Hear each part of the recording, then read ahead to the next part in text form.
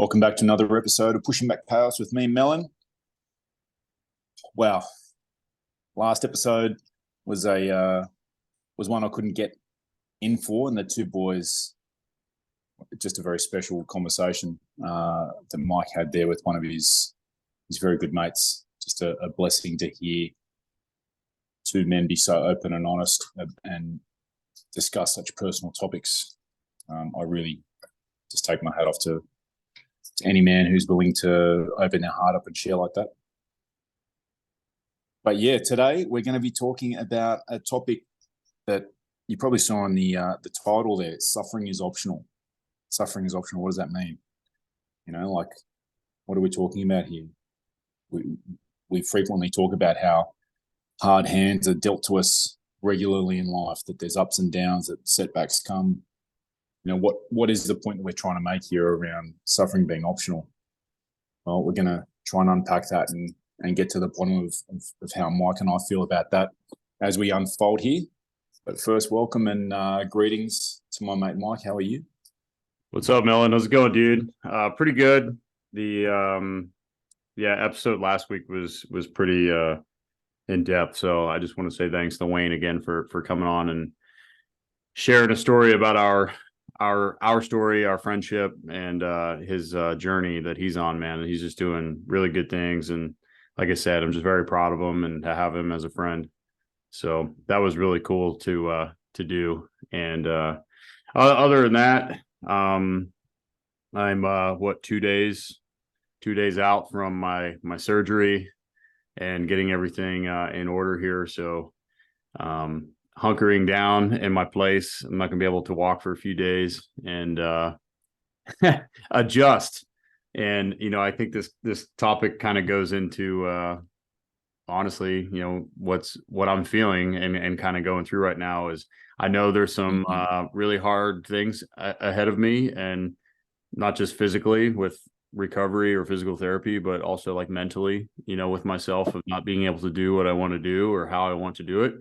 Also stuff with work that I'm not able to do, being patient, it's a whole circle of things. But I definitely agree with the statement that suffering is optional. And I think this is definitely something that we can talk about and explore, maybe some different examples in our lives, things that we've seen or experienced or with ourselves or other people. So yeah, man, it's good. Side note from that, we had a great time in Tampa. So our good buddy who we've had on before, Jimmy Boggs, and Team Addo. If you haven't checked them out, it's Team ADDO, and he's another great man in my circle, and he put on a charity event down in Tampa to help raise money for transitioning veterans. Transitioning meaning getting out of the military, just to make that clear. And what was your connection with Jimmy Boggs? Just a very quick, what's his backstory for those that haven't heard those previous episodes, Mike? Yeah, so he flew with RAF in Afghanistan when I was there. I got in the back. I was a customer, as the pilots like to say. I got in the back of a Black Hawk one morning, and he was flying us out on a mission, and I'm hooking up the ICS, which is internal comms, in the back, and I turn and look, and there's this giant of a man up in the cockpit, and on the back of his helmet there's a big 1st Marine Division patch, and I was like, wait a minute. I said, so you're a Marine in an Army uniform? I was like, how does that work? And he turned around, he's like hoorah, barks at me, does this dog thing. And then I saw on the helmet on the other side, it said Boggs. And I was like, oh, cool, man. Like, what are you going to tell me next? You're Wade Boggs' kid? And he turns and looks at me. He's like, actually, it's Uncle Wade. And for people that don't know, his Wade Boggs is a baseball Hall of Famer. I think he's in the Hall of Fame for the highest batting average. And I think he also has the record for most beers drank in a 24-hour period. It's like 116 or something like that. I don't know. Oh my God. I could be wrong. Oh my God. So yeah, and that's how I met Jimmy. And and the rest is history. So anyway, he's got a heart of gold. He's a giver. He loves serving his community, veteran community. and God. He's a very devout Christian man who I've talked about many times about helping save me. And anyway, we showed up down there and it was like a reunion from all those guys from 2012. Probably like 6 or 7 pilots that flew me in that were like best friends in the Wolf Pack. And even our very own Tio Raff was down there and got to hang out and catch up with him.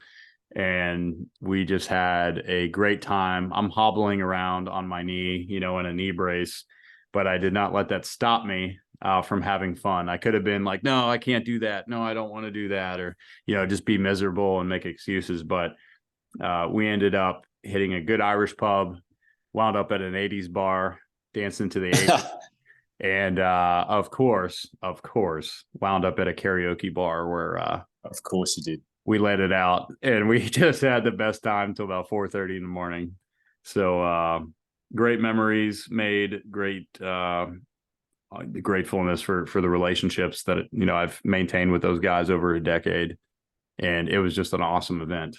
So yeah, anyway. So this was like a reunion with your mates from the Wolfpack, Afghanistan, a whole bunch of guys all together in Florida, some family, and then there was like one night out with just the boys, right? Just the boys, yeah. And we awesome. got out. Yeah, it was awesome, and yeah, there was a fishing tournament. Some guys may or may not have showed up and chummed the waters first thing in the morning. They neither confirm nor deny those accusations. Yeah.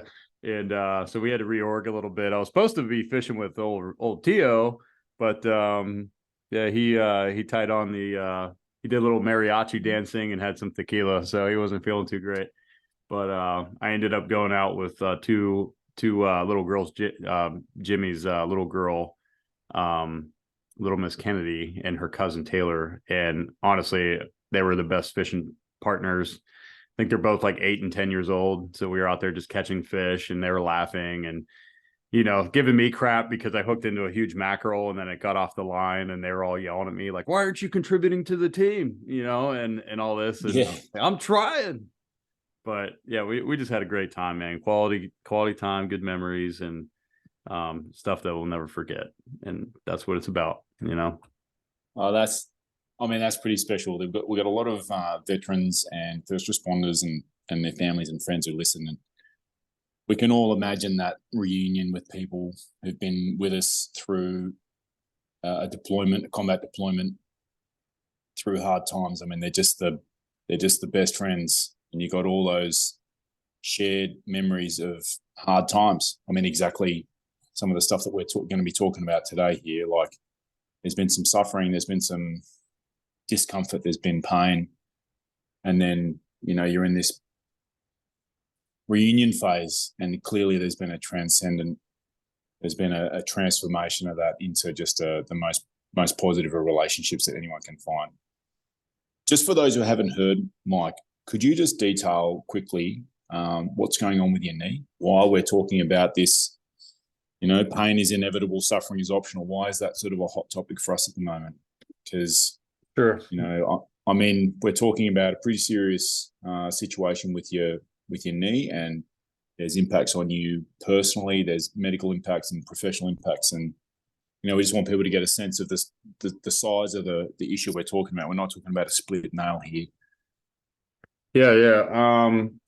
This is one of the hardest things to deal with. But so I'm in the pinnacle of my career, the best position I can possibly get into. I've worked 16 years to earn and finally get there, and I'm just enjoying it and having the time of my life. And literally right in the middle of it, I had a parachuting accident and came down and I hit really hard, and I completely tore off my ACL and have a small bone fracture in the lower part of my knee. And yeah, I'm pretty much being pulled off. I was up on the mountain and I just got uppercutted right off. And when this happened to your knee, was it like immediate excruciating pain and couldn't continue, and sort of the medical med board or a Casevac out of the situation and in for treatment, Mike? Well, it was kind of funny because I hit so hard, like when my leg hit the ground, that my knee gave and immediately, and then my body slammed into the ground. And the first question somebody's asking me, like, well, did you hear something pop? I said, no, sorry, I was distracted by my body slamming into the earth. Like, I'm kind of sorry, I didn't notice. At 9.8 meters per second squared. Yeah. But, I just kind of laid there and I was like, oh, like I pulled my leg up and I was like, oh no, yeah, we had people on scene that, they're very, very good at their job. And they looked at me and kind of, immediately I got a shot of Toradol on my butt cheek, which was pretty good. Just to numb the pain. But, I took 3 days off. I saw physical therapy. They were looking at it. They gave me an x-ray, said it was negative, which I'm kind of curious about. It's kind of weird, but, they didn't know exactly what happened. And there's a process that you have to go through, and MRIs take a long time and whatever else. So I took 3 days off and just put a knee brace on, like I got from like CVS. And then I was putting on some, I didn't know if I sprained it really bad. So I was putting on some like Icy Hot. And I was like, okay, well, I'll just let it rest and elevate and ice it and put this on or whatever and see how I feel better. And I did start to feel a little bit better. So 3 days later, I'm like, hey, this is my job. I'm supposed to be leading. I'm a jump master as well. So I get up there and I was like, all right, hey, I'm going back up. So got my gear on, got back up, and I did, I think, like 16 more jumps on it. But I didn't know what was wrong. I knew, so I just would like baseball slide in on my butt and finish up. And you don't really need a knee to fall out of the sky. So I was like, all right, I can do that. Oh my God. But well, you really don't. So anyways, and I finally got back, and then I went through about a month and a half, 2 more months of training before I was finally able to get an MRI and find out what was wrong. So I dealt with the pain. I'm not a superhero. Like, it hurt. It was bothering me, but I didn't know what was wrong. So I couldn't say I can't do this because blank. It was just like, yeah, I have some knee pain and I don't know what's going on. And I had to wait, but I still had to lead my guys. I still had to be there. I wanted to be there. I didn't want to miss anything. And then I got the news. It's like, hey man, you have no ACL. It's completely been torn off and you have a fracture and whatever. And then that was the stopping point of being like, okay, well, now there's a series of events that have to come, surgery and pre-op and all these different things and timelines, 6 to 9 months of recovery. I can't run for another 4 months after surgery. Like, I need to relearn to walk and do a lot of stuff. So it's just this mountain of shit that just, you get kicked off your mountain, you fall down the mountain, you're laying at the bottom of the valley, and you're like, well, how did I get down here so fast? And now what do I do? Yeah. But it hasn't been like that. Right. Have those thoughts crept into my mind? Absolutely. But as we've talked about in this topic is, man, that's an option if I want to go that way. It's not mandatory. It's not, it doesn't have to be part of the recovery or part of the story. I don't have to be miserable. I don't have to be angry. I don't have to be spiteful, and like nothing. I don't want to be that kind of man. And if anything, everything that I've been through up to this point has prepared me, and especially these type of conversations that I have with Melon and Raph and everybody else about life and preparation and what's coming.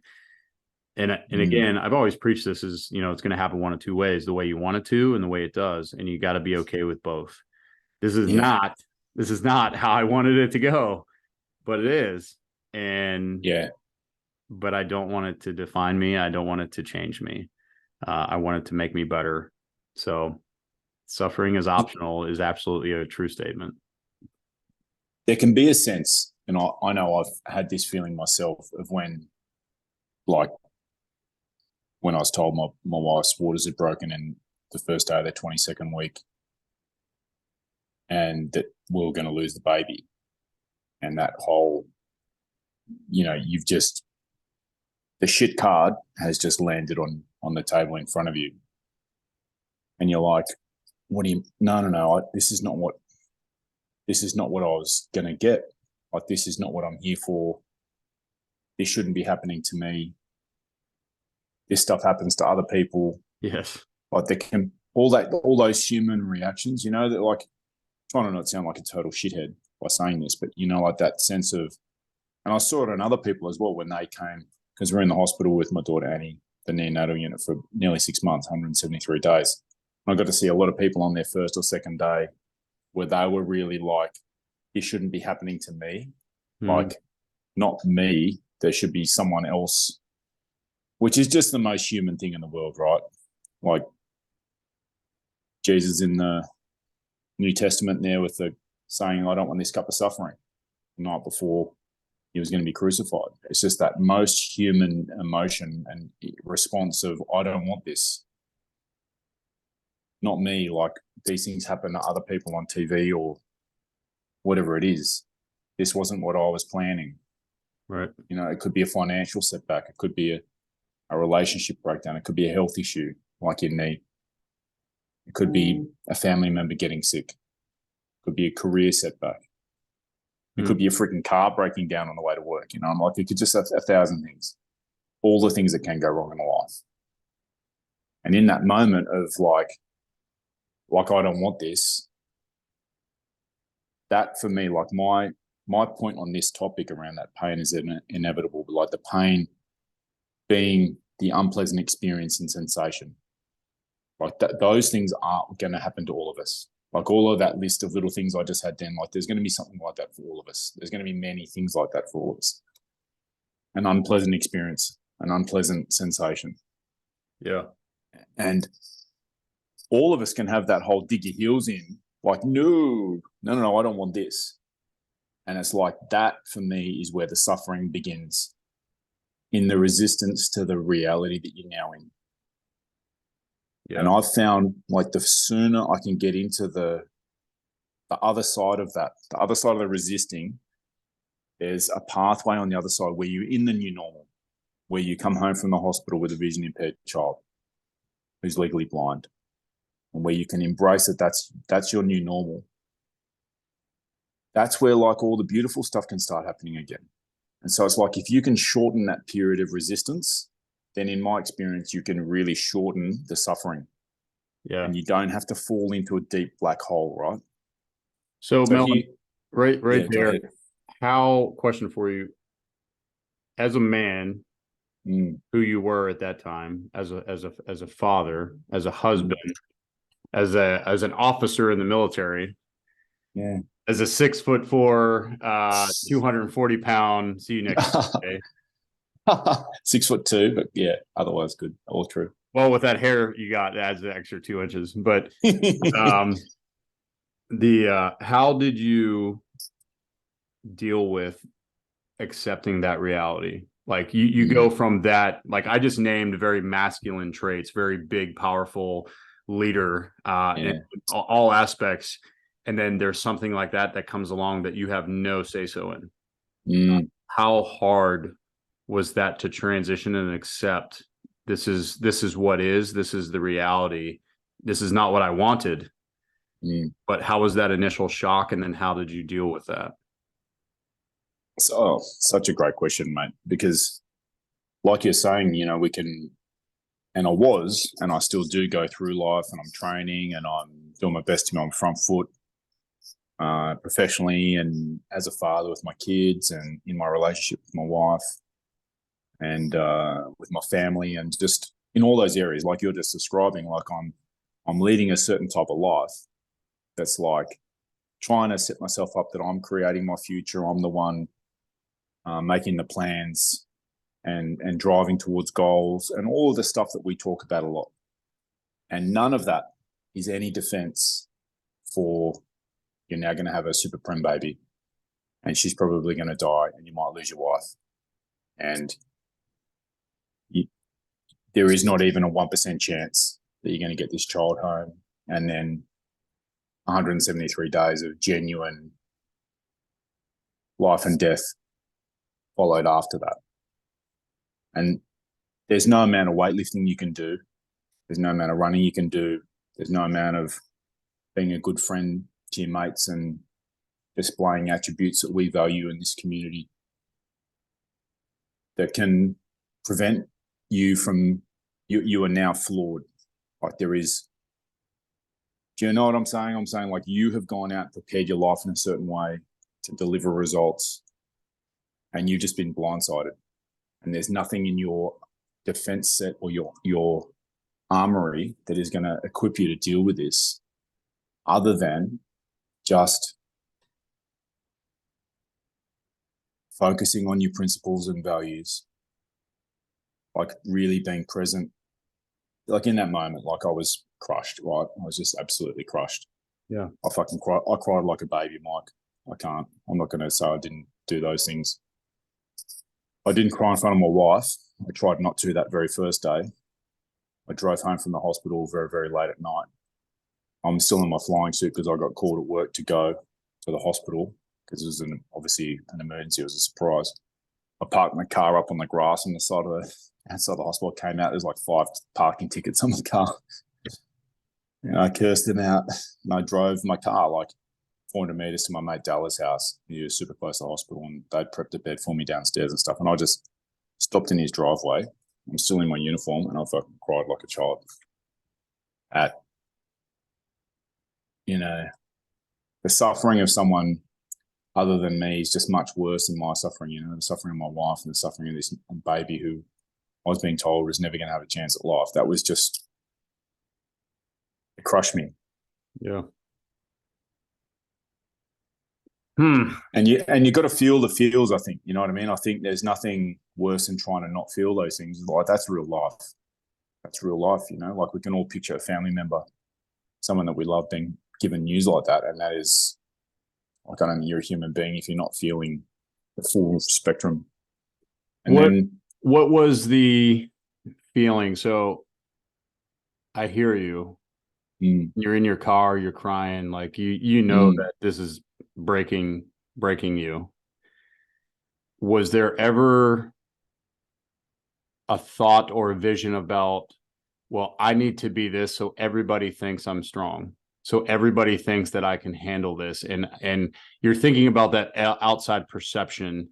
How much did that influence you, or was that even like a section of your mind? Because I feel like when I take a hit,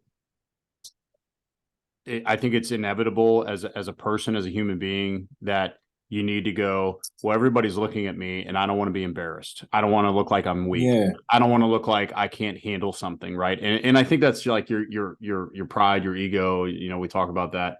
Did you have any feelings of that? Like maybe that is, I'm just listening to it. I'm really thinking about what was happening that night. We're talking January 23, 2007.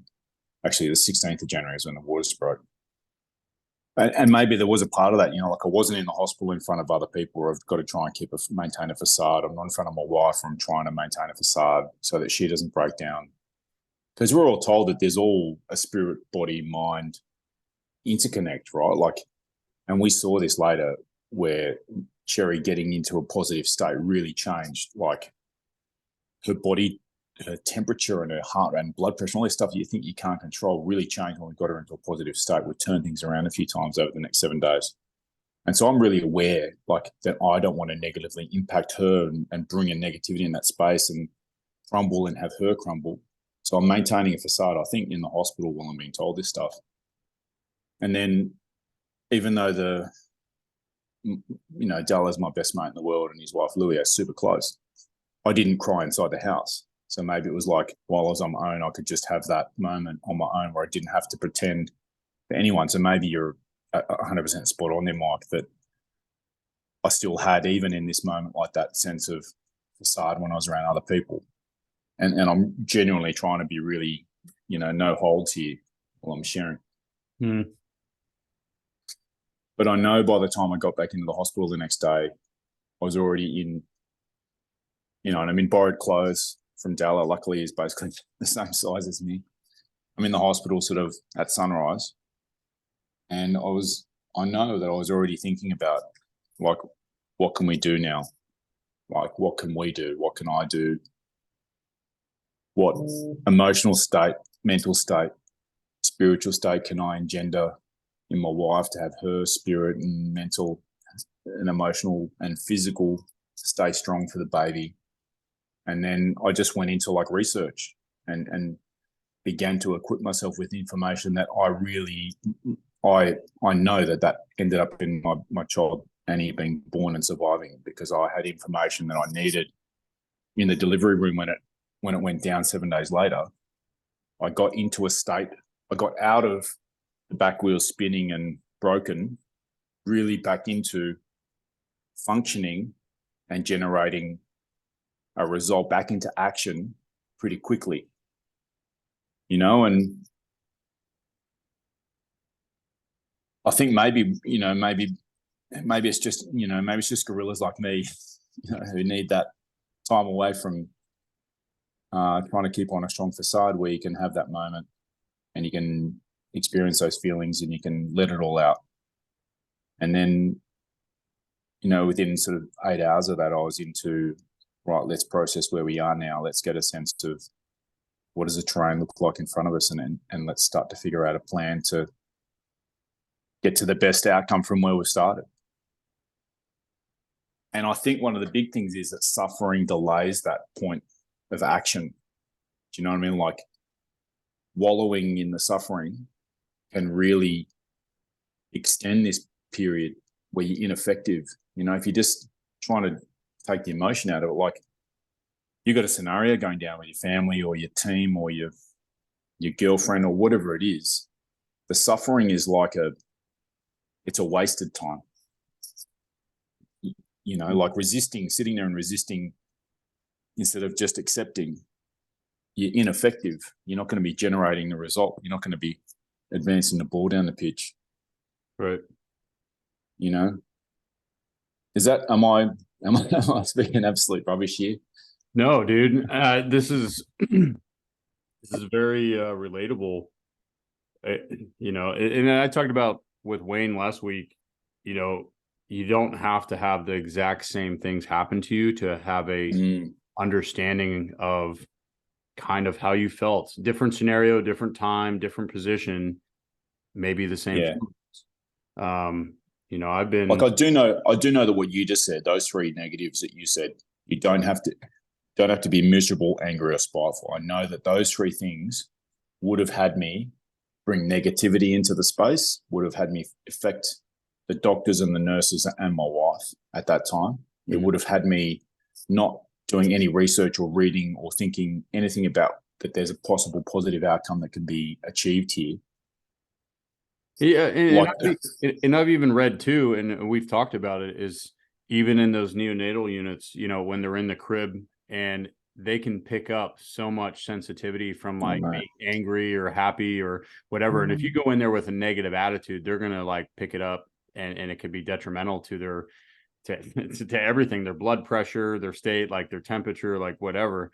So I can only imagine like having this. Well, you just upset the team. You turn up, you're a 6'2", 240-pound man who's angry and spiteful and miserable, and you turn up, like, nurses tend to be women.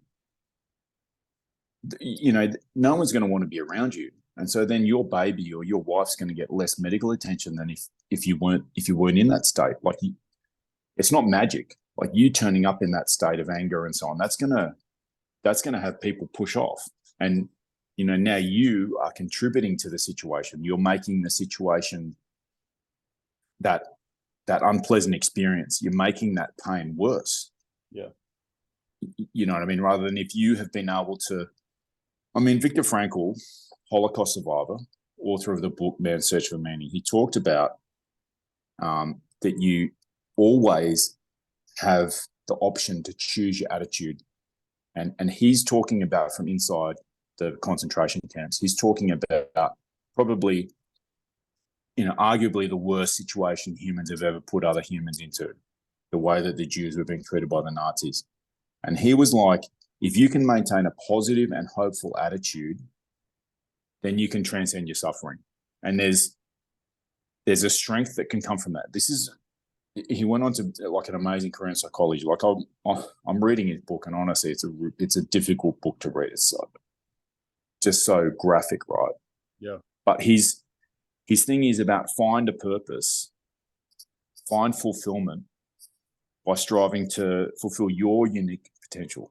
And he's like, you always, even in these darkest moments, you never lose control over the ability to choose your attitude. And like, that is true. And that attitude is going to manifest. People around you are going to pick up on that, and you're going to behave differently. And your 3 negative things of being miserable, angry, and spiteful, that is going to impact people around you in a real way. It's not imaginary. Yeah.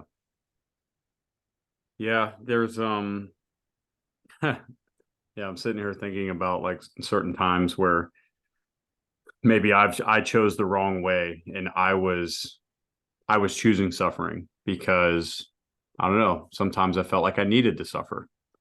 And I think that's a human response kind of thing. Like, Yeah. you know, like no one wants to be hurt. Nobody wants to, you know, be yelled at, be mistreated, have, you know, someone break your heart, somebody physically hurt you, like whatever, that you have to feel the pain, that you have to kind of let it happen and we talk about that, like, don't suppress it, but allow it to happen and experience it. And sometimes you just feel that way because I think it is teaching you a lesson. It is teaching you something that you didn't know. If you didn't have suffering, you wouldn't know joy. You know, like there's always a counter, there's a balance to things. And you're going to appreciate something along the way where you don't have to feel that, and it's the opposite, and you're going to be able to recognize it and be like, this is good.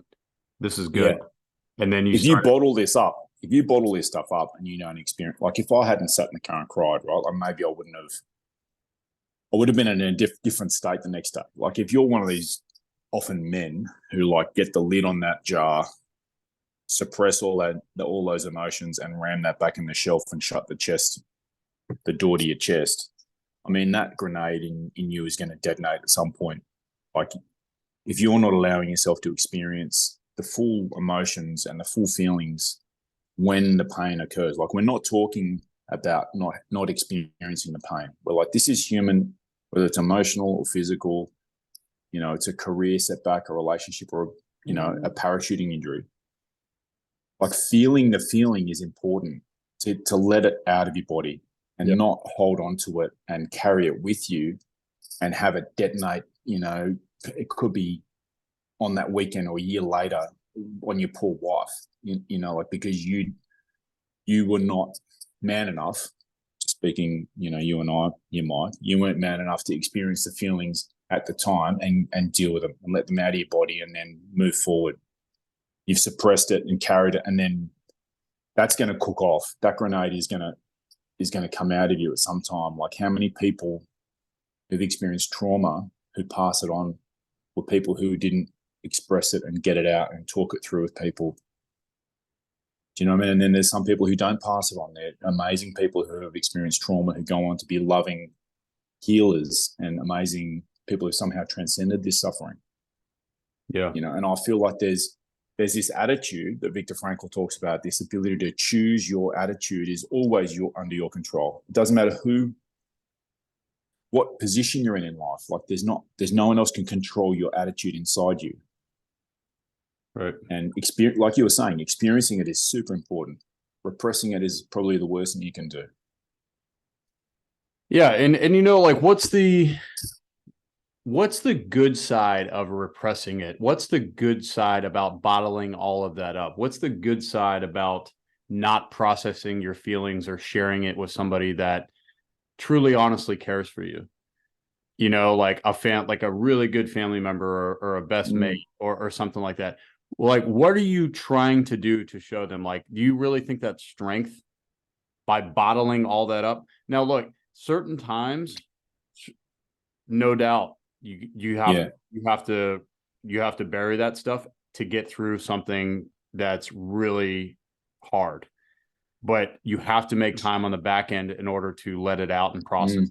You know, you're not going to put a tea kettle on the stove and just sit there and let it boil and boil and boil. And it's whistling and it's telling you, hey, this is a problem. It's very loud. It's like, all right, I clearly hear that there's a problem and there's some shit going on. Like, when are you going to let it out? When are you going to let it out? And it lets out until it explodes. And then it's like, okay, you held that in for so long. Why did you feel you had to hold on so tight? Why couldn't you be vulnerable with me and let off some of that steam? I was here to help you. I was here to listen to you. I was here to figure out what I could do because I love or care for you. And let me in, you know, and it doesn't turn out a positive way. For what? Like, because I think you think I'm going to call you weak. Like, I've been there. I know what it feels like. I hate that you feel that way. I don't want you to be that way. And like, you know, I think that there's like, I didn't cry and break down at the hospital while being told by the doctors what was happening. Like, I didn't, that for me, that was not the right moment to break down. Like, I held on to it and grit my teeth. And, you know, I don't know, 8 hours later in the dark street outside my mate's house is when it came out. Yeah. Like, there's going to be times, like, in the moment, like, you know, what you do and what I do, Mike, professionally, like, there's going to be times when shit goes down for you at work, and that's not the time to, like, cry about it. There's, like, a job to be done, and there's lives on the line, and there's action that needs to be taken, and you're going to have to process that later. And the same thing for me. Like, there's going to be stuff happens in the aircraft, the engine fails, whatever, you got to deal with it, get on the ground, and then you can, like, there's a time and place. And immediate is not necessarily the right time, but never, or putting it in, you know, putting in the paint mixer and just letting that can shake away until things explode at some point down the track. Like, I don't think that's the right time either. Mm-hmm. But, like, I've got a question for you, because, you know, you're a super capable guy, clearly, from your professional background. And if anyone wants to listen to 152 previous episodes of these conversations, they'll get a sense of who you are as a man, as a human being. Why do capable people repress these negative feelings?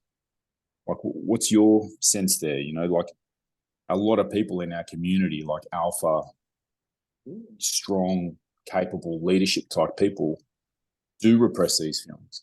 Why do you think that is, Mike? Man, the first thing that, like, really just jumps in the forefront of my mind, what else do you expect? That's the question that comes in mind. Well, I'm a man, I'm capable, I'm strong, I'm this, I'm successful, I speak well, I talk about, you know, like, would you expect anything less? You expect me to be perfect, don't you? You expect me to have the right answer every time, don't you? You expect me not to feel any pain. You expect me to just deal with it or figure it out, right? I'm sorry, dude, but that's not how it goes. I'm a human being just like everybody else, and I feel pain, I feel struggle, I feel confusion, I feel sadness. Like, there's nothing. I get no pass. There is no wall that I can put up where I can't block out anything. Like, it still hits me just like everybody else. The expectation of my surroundings and of people is what makes that so hard. I've talked about it before, of the triple whammy. But number one, I'm a male. So I'm a guy. Guys don't talk about their feelings, because if you do, you're soft, and I don't want you. You're not this alpha. You're not this hard ass. You're not this masculine, tough man. It's bullshit. And 2, I'm in the military, so now I'm expected to be even harder. And then 3, I'm in special operations, which is like, you know, the less than 1% of the military, you know. So it's like, you guys are the best of the best of the best of the best, and you're supposed to be, you know, the best in all areas. Well, let me be blatantly honest with you. My job teaches me how to be a really good soldier and how to get into places and do bad things to bad people. They don't teach me how to deal with my emotions. They don't teach me how to deal with loss or pain or burying my friend.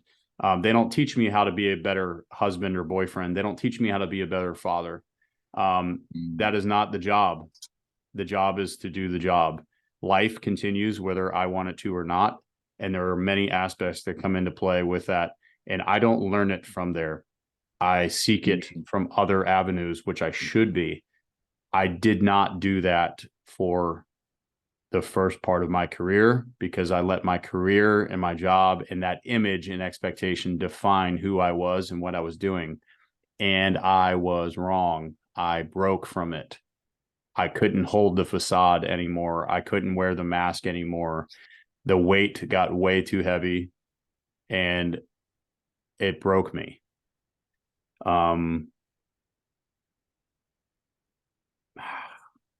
That sucks to say, but it's the truth. So anyway, that's my response to that. The expectation is that I'm supposed to be perfect, that I'm supposed to be able to deal with absolutely everything, and just, and then when I don't, I get destroyed. How could you not do this? How could you not see this? How could you feel that way? Why don't you do this? And I'm like, I don't know, but I'm trying. I'm here trying to put in the effort. I really, really am, versus the opposite. I don't give a shit. Fuck this. I don't care. I'm better than this. My pride, my ego, my image, like I'm better off without you, like strutting around, pumping your chest. Like, where's that going to get you? You're pushing me away, or you're pushing the people that you love away by acting like that. And it's like, I don't want this. And how many people who are listening can identify with, I shouldn't talk about my feelings because 1, 2, 3, and they might not be the same as Mike's. I shouldn't talk about my feelings because I'm a mum. I shouldn't talk about my feelings because I'm a policeman. I shouldn't talk about my feelings because I'm a leader. I shouldn't talk about my feelings because I'm the breadwinner. I shouldn't talk about my feelings because ...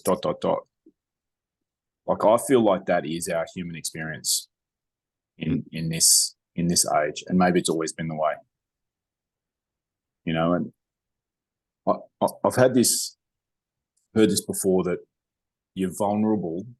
We've all got vulnerabilities, and you're vulnerable in that area while you're trying to hide it.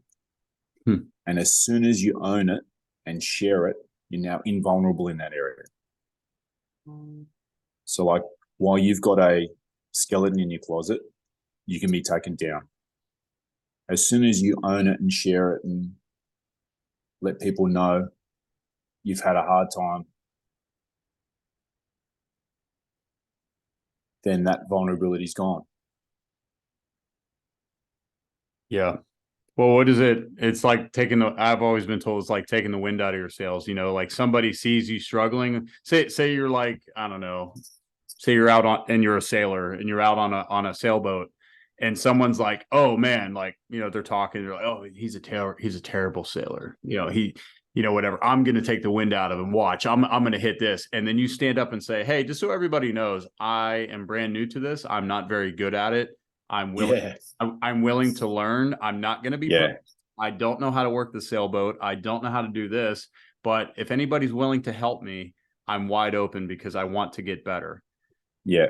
And you 100%. You own it. What's that person going to say? 100%. Hey, that person sucks at sailing. Yeah. Hey, we already know. Like, he already admitted it. Like, we're past that. Like, we're on to the growth part. Shut up. Like, no one needs to shit. You know what I mean? That's a great example, Mike. That's 100%. Yeah. You've just owned it before anyone else can bring it up. And that feeling like, oh, I hope no one around here figures out that I'm actually no good at whatever it is. And we've all got more things that we're not good at than we could possibly be good at. Do you know what I mean? Or whatever it is, you got there's 1,000 examples, and that's a perfect one there of just, you own it, and now, boom, you're not vulnerable in that area in life.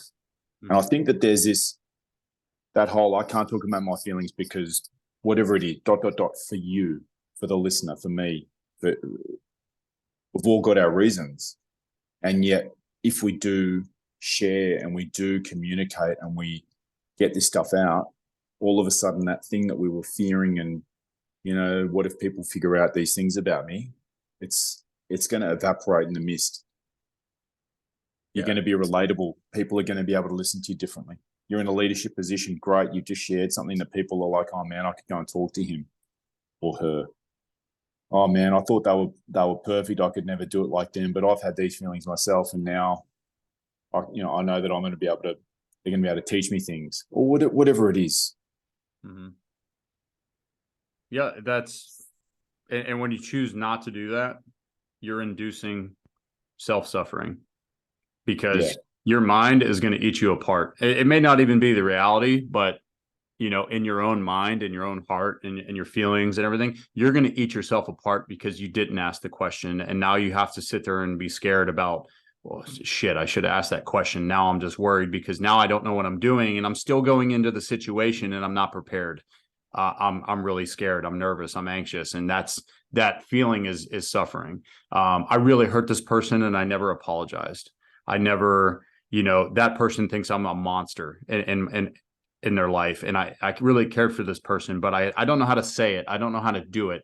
So I'm just going to bottle it up and never say anything. That's suffering, right? It's like wounding somebody and then turning around, walking away, and then just be like, God, why did I do that? How did I do that? I can't believe I hurt this person.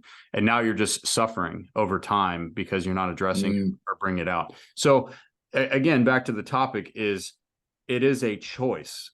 Suffering is optional. There is a way when it happens to address it and let it out.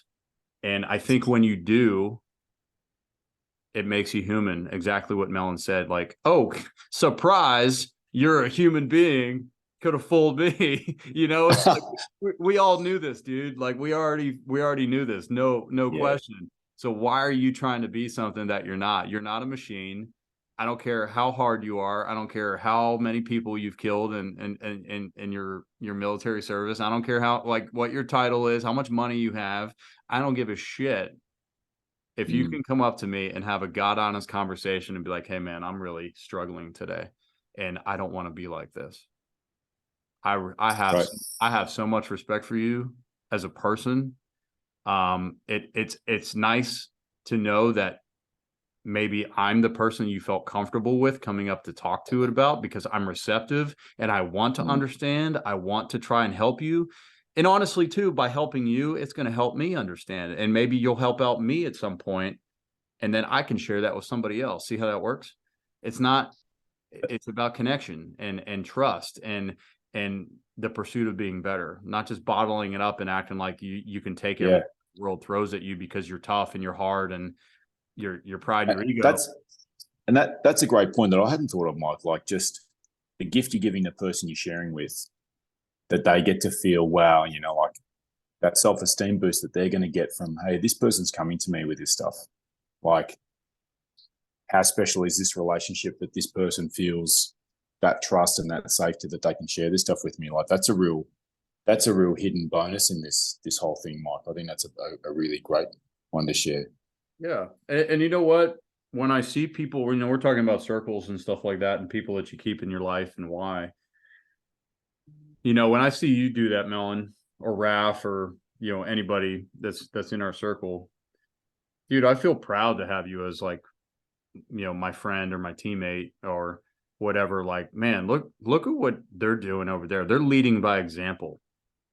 Like you're a 6'2" rugby player, pilot, guy that has every right to just be like up there and be this cocky ass pilot. And like some guys are, I'm going to be honest. And same in my profession too, that goes to their head. And then you can sit there and see this mountain of a man, like stand up in front of everybody and be like, I failed and I didn't meet the mark. And you're like, holy shit, man. Like that person's getting up there saying that, like, yeah, damn, he's got some balls, like, yeah, that's right. Dude, that's a connection on a level where it comes out, and then you have a whole nother meaningful of like respect for that person. And then the growth. How hollow is the person? We all know these people who have got the facade that they're always perfect. I mean, you can't trust them. You don't want to be around them. You know that there's a veneer of bullshit on top of whatever the reality is. Yeah. Like, do you know what I mean? Like the whole social media era we're living in is encouraging people to gloss everything up in their life and never, downplay the negatives. Yeah. Hey, I had a thought, just because you were asking me so much about that real time right at the start with Annie in the hospital, and a couple of thoughts I just had was like every morning. I just want everyone to know every morning when Cherry and I woke up and we weren't getting much sleep, I can be honest with you, like a child who's nearly pretty much a daily, possibly going to die situation for quite a while is not conducive to a good night's sleep. And waking up in every morning in a state of fear and in a state of, probably those three emotions you said, Mike: miserable, angry, and spiteful, maybe on a bad day. And every day we knew that we had to get into the hospital and not be manifesting that. We had to not be manifesting that energy into that sacred space and impacting nurses and families and other babies around us and our own daughter. And I had a saying that really stuck with me, and it's a Henry Ford quote, great man, founder of the Ford Motor Company. And it's, whether you believe you can or whether you believe you can't, either way you're right. Whether you believe you can or whether you believe you can't, either way you're right. So if you think you've got what it takes, you have what it takes. If you think you don't have what it takes, you don't have what it takes. And Cherry and I would work through this little morning routine of getting coffee and, quick breakfast and jumping in the car and driving up to the hospital. And on the way, one of us would say, I can handle this. And the other one would say, I can handle this. And no shit, it would shift things. It would shift things, like if there's something one person on earth can do, we can all do it in terms of the mental strength. We're not talking running speed or whatever. Like, there's clearly some things are different. But if there's an attitude someone can manifest, we can all manifest it. And that really, really got me through. Like, I'm telling you, there was a shift every morning in the 25 minutes from waking up to getting to the hospital. Whether you believe you can or whether you believe you can't, either way you're right. And just saying, I can handle this. Like, there's a strength that comes to you when you're like, step one of being tough is deciding you're tough. And step two, there is no step two. Step one of having a high pain threshold is deciding you've got a high pain threshold. Like, that's it. That's all there is. And manifesting and expressing a self-belief in yourself is a very powerful thing. I can deal with this. I can deal with what life is giving me here. And I really feel like that is a key step for us at that time of massive pain. If the pain is the description of the unpleasant feeling, the unpleasant experience. And we didn't have to suffer, and we could minimize the sight. And it was a daily thing. Like, every day you're waking up and you're like, fuck, is my daughter going to die today? Did shit happen overnight that I haven't heard about yet? Has she crashed? Has there been infections? And all of these things happened. And you can walk into the hospital with coffee for the nurses and a smile on your face, and you're not being fake. You can walk in there genuinely, bringing your best self, because you've decided that you can deal with it. And as Henry Ford said, you're right. You can. It's a choice. Yeah. And what's the alternative too? It's like, it's a powerful example of you and Cheza, like, every morning, like, getting up and one of you taking the lead and being like, I can handle this. And, I'll be there for you to kind of help out with the weight today. Like, it was like a ball being handed back and forth. Like, this ball exists, it's heavy, and we have to carry it. Today, I'm not feeling as strong as I should. I'm going to help you. And it was that kind of mutual understanding that you have. Like,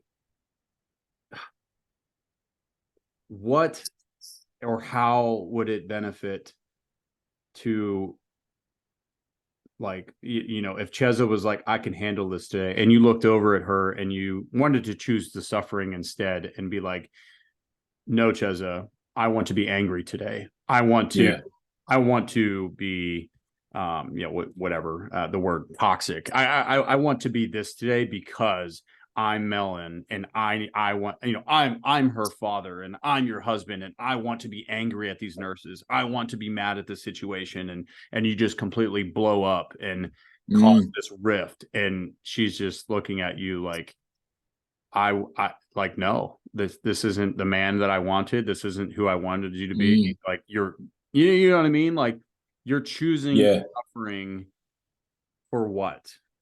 Yeah. You're choosing to break down. Yeah. You're choosing to break down. Yeah, it's an emotional response. Yeah. And I think that's a huge part of this is emotions can be so devastating and so hard and are deep rooted. Mm, And when we yeah. feed off of emotion, we make temporary decisions that affect long-term outcomes.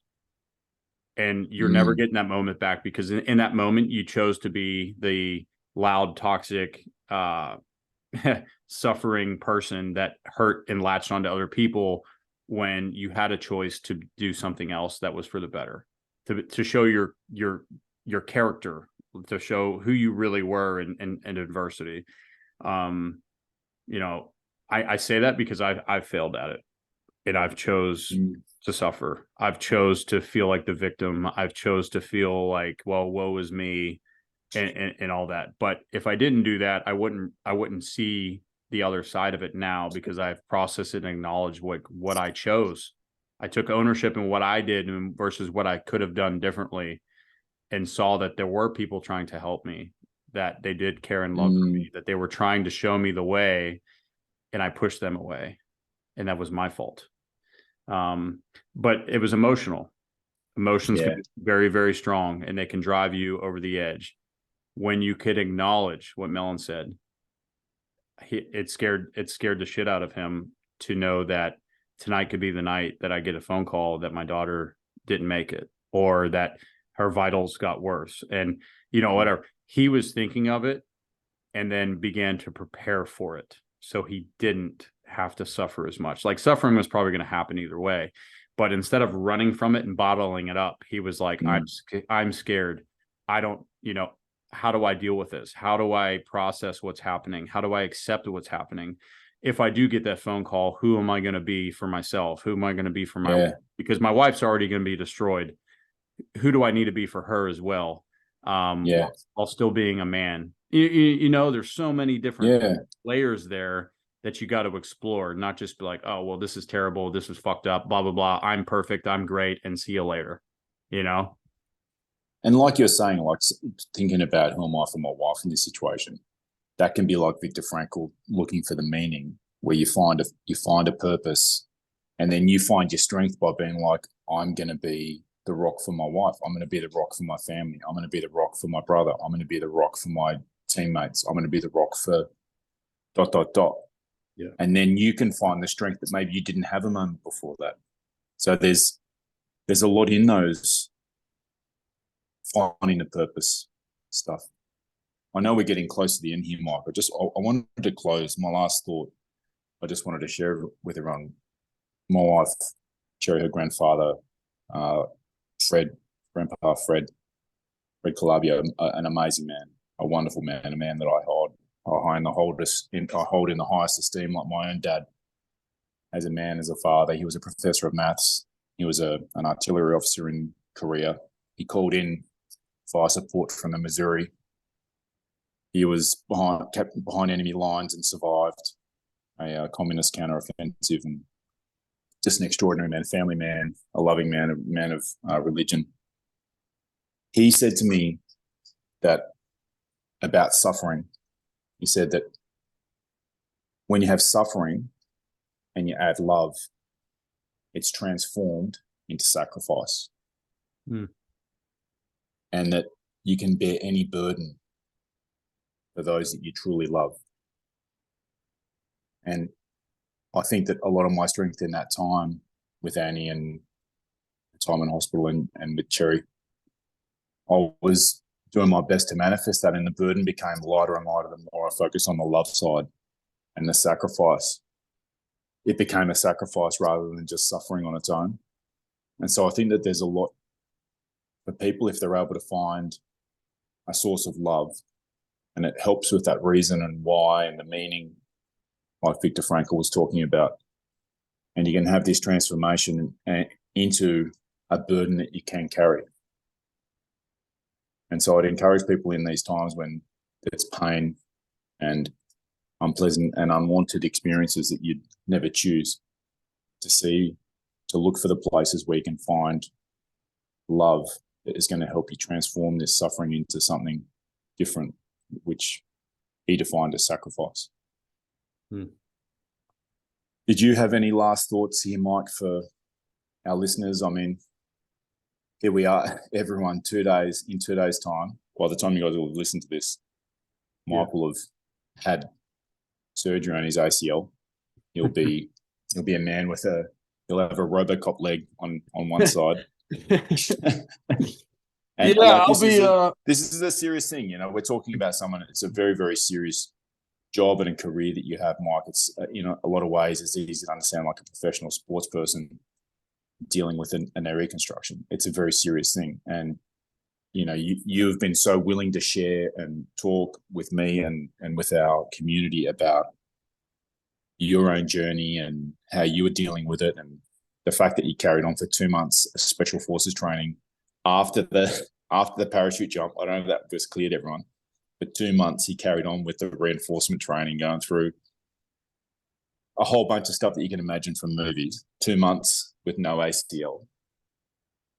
And you're in this state where you're willing to share and you're talking about it. And, it's just like a transformative experience for me, and I'm sure for our community to hear from someone in your situation. Are there any final thoughts you wanted to leave people with, just with where you are now and what your experience has been over this journey with yourself? I would say, I mean, you had a very, very good closing points with that, Melon, and talking about love and sacrifice and that sort of stuff. I would say there's one really hard thing that we have to remember is that we can control our suffering. We can make the choice for ourselves, and we can't always make the choice for somebody else. Melon said something to me recently that really hit home, and he said, "Mike, you're a fixer." I said, "What do you mean?" And he said, "You hate seeing people suffer. You hate seeing people in pain." And I do. And there's a reason for it, is because I've experienced a lot of it. I'm 35 years old, and I've probably lived more life than most 60-year-olds. Due to where I've been in the world. I've been all over the world in military service, and burying your friends in your 20s, and understanding death and suffering, and almost being killed myself, seeing the worst of human beings and the worst of places around the world, just pure evil. When you come home and you experience something and you see somebody cry, you hear a baby crying, you see a person that you love and you care about just in their own head, and they're just melting, and you're just like, no. For me and who I am, I don't want you to be in pain. I don't want you to hurt. I don't want you to be like that. And sometimes I think I tried to control it. I don't want you to suffer, but I think at the end of the day, it's not up to me. If that person chooses to suffer and they want to, all these things that we've been talking about, they're going to do it. And I've had to walk away in situations because I felt like a person's choosing to live in that environment and make those decisions that ultimately hurt me, because I have to watch them hurt even longer and hurt even more. And it really messes me up. Like, I get very sad. I get very hurt, depressed, and I just want to help, but I have to back off of it. And I have to choose not to suffer with it in a way, if that makes sense. I'm really trying to be 100% transparent with this. So I guess my point is, you can control your suffering. You can't necessarily jump into somebody else's heart or their head and change it for them to not make them suffer. And you have to be able to recognize that. And I think sometimes there's a lot of people who are like, well, you gave up on me because I was having a hard time. I said, no. I gave up because you didn't want my help, because you were pushing me away when I was trying to be there for you, when I was trying to help you, when I was trying to help you figure this out. I can't control you, but I was willing to be there, and you kept pushing me away because you'd rather suffer and live in that mindset or whatever was going on that you didn't want to tell me about. And I couldn't deal with it anymore. And I had to walk away because it was hurting my mental state. It was hurting who I was. And because, you know what I mean? Like, dude, that's one of like the hardest. That's one of the hardest things. We've said this before, you can't do someone else's push-ups for them. Yes. Everyone has an individual journey in this area, which is why we're sharing this out, and why we'd really appreciate people sharing this on if they're getting something from it into your communities and your networks. This is an individual decision, this choosing to suffer or not choosing to suffer, and this mental approach and ability to try and find meaning and control your attitude even in the worst times. This is not the baseline for people, like the way we grow up and experience life. This is not the norm. But if we're able to apply ourselves and do the work and have the conversations and continue to open and unfold and strive to be better, like there are better and worse ways that we can deal with these things. But ultimately, at the end of the day, everyone's on their own journey, and you can offer the hand to someone, and if they don't take it, like, you can't force them. And there can be suffering around that if you are in the whole, like, but I should be able to help everybody. You can just be there, you can be yourself, you can be great, and you can not contribute to other people's suffering. You can try and create the environment for them to not suffer. But I feel like suffering is optional. It's a choice. Yeah. And everyone has to choose and do their own work. That's right. Well said. I think Melon said it a lot better in his scholarly ways than I did. But that's all I got. Well, guys. Well, honestly, a great chat, Mike, as always. I love this connection, and being up to 153 conversations like this with you over 3.5 years is really a transformational experience. And I just encourage people to have conversations like this with people who are special to them in their lives, and listening and joining in and participating with us. We really we love sharing this stuff with you guys, and the further we can get the ripples out in the pond, the better. So if you guys could drop a review, drop a like, subscribe and share it out, we'd really appreciate it. And please send in questions and feedback and topic ideas and all the rest of it. We love hearing from you guys. Until next time, take care.